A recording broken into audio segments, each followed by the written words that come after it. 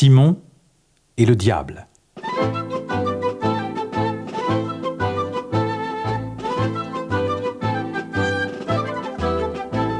Il était une fois un cordonnier nommé Simon qui vivait seul dans sa petite maison au cœur de l'Irlande.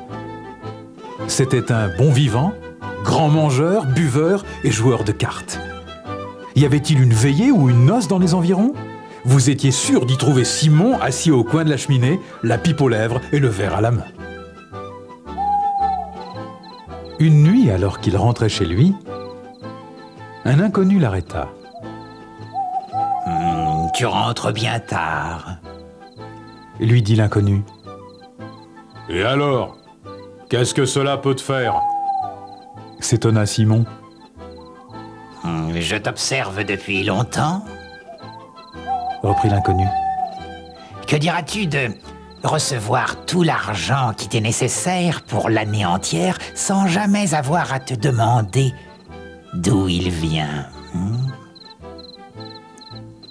Je n'y verrai aucun inconvénient, » répondit Simon.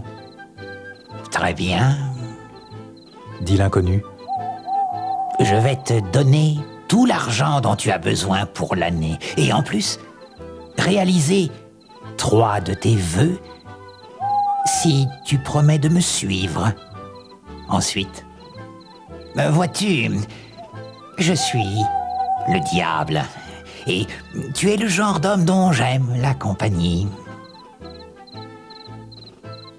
Le plan du diable n'effraya pas Simon.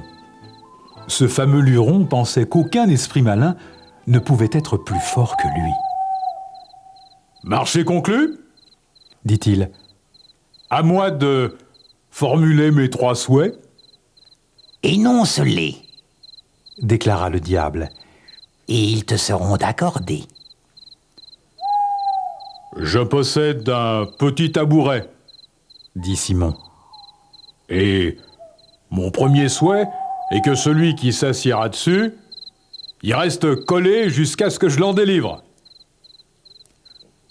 Souhait accordé, » répondit le diable. « Et voici mon second vœu, » reprit Simon. « Je possède un pommier.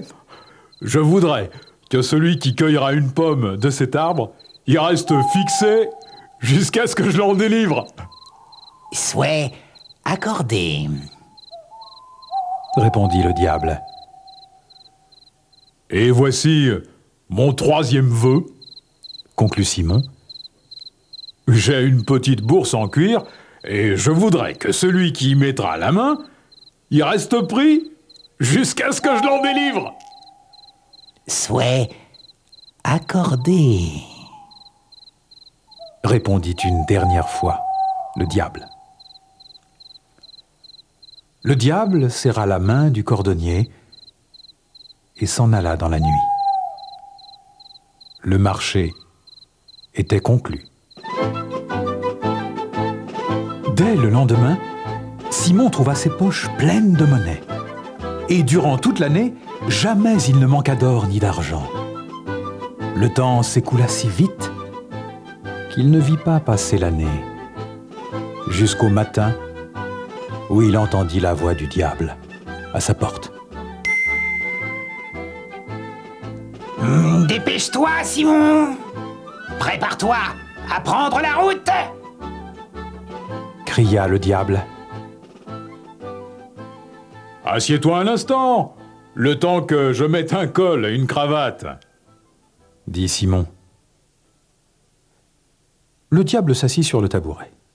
« Voilà, je suis prêt. » dit le cordonnier après avoir mis son col et sa cravate. Mais quand le diable voulut partir, il ne put se lever. Il était collé au tabouret. Libère-moi de ce tabouret ! Hurla-t-il.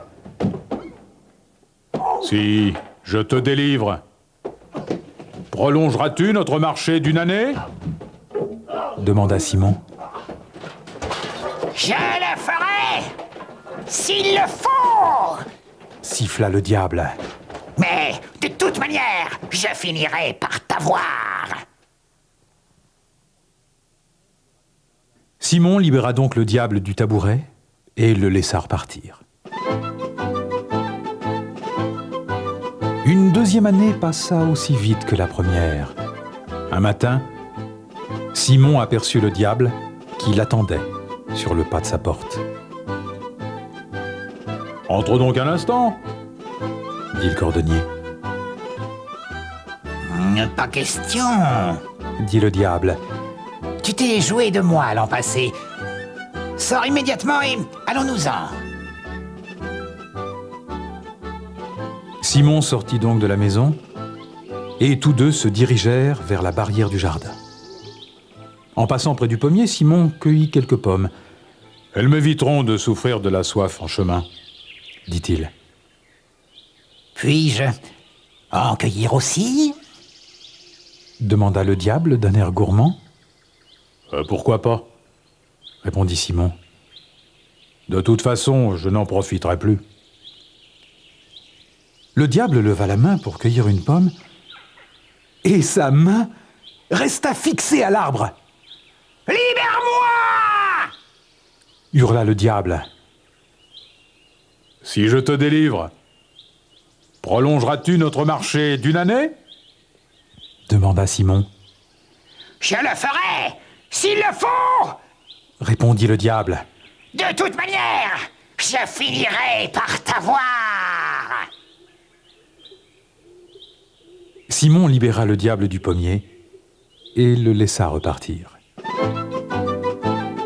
La troisième année passa aussi vite que les deux autres. Et un matin, à l'aube, Simon entendit la voix du diable derrière la porte, lui ordonnant de se préparer à partir. Dès qu'il fut prêt, tous deux se mirent en route. Ils marchèrent côte à côte jusqu'à la ville. Ils arrivèrent à une auberge située au bord de la route. « J'ai encore une de tes pièces d'or dans ma poche, » dit Simon. « As-tu envie de boire quelque chose avant de poursuivre la route ?»« Ce serait volontiers, » dit le diable. « Mais j'évite de pénétrer dans les auberges, car les gens se moquent de mes cornes et de ma queue. »« Pas de problème. Peux-tu changer d'apparence? Te faire assez petit, par exemple, pour entrer dans ma bourse en cuir? Dans ce cas, je te prends avec moi et je te donnerai à boire. » D'accord, dit le diable en sautant dans la bourse. Mais il s'y trouva pris. Délivre-moi de ta bourse et je prolongerai notre marché d'une année » grinça le diable. Pas question, déclara le cordonnier. Nous avons assez joué maintenant. Il saisit sa bourse et la porta au forgeron qui la posa sur son enclume. Frappe-le à coups de marteau, dit Simon au forgeron. Ça lui donnera une bonne leçon qu'il n'oubliera pas de sitôt. Le forgeron martela la bourse malgré les rugissements du diable. Quant à Simon, il retourna à sa maison au cœur de l'Irlande et plus jamais il n'entendit parler du diable.